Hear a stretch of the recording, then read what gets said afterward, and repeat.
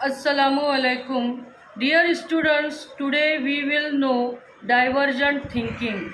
Divergent thinking is a thought process used to generate creative ideas by exploring many possible solutions to a problem.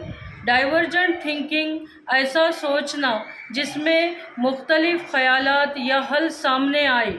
ये तरीक़ा सिर्फ़ एक सही जवाब पर महदूद नहीं होता, बल्कि ये आपको मुख्तलिफ़ तरीक़ों से सोचने और उसका हल तलाश करने में आपकी मदद करता है।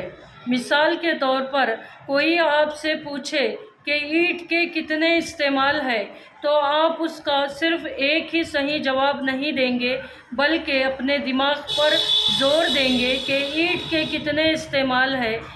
दीवार बनाने के लिए, दरवाज़ा रोकने के लिए, वर्जिश के लिए और आर्ट में भी ईंट का इस्तेमाल किया जाता है। Thank you.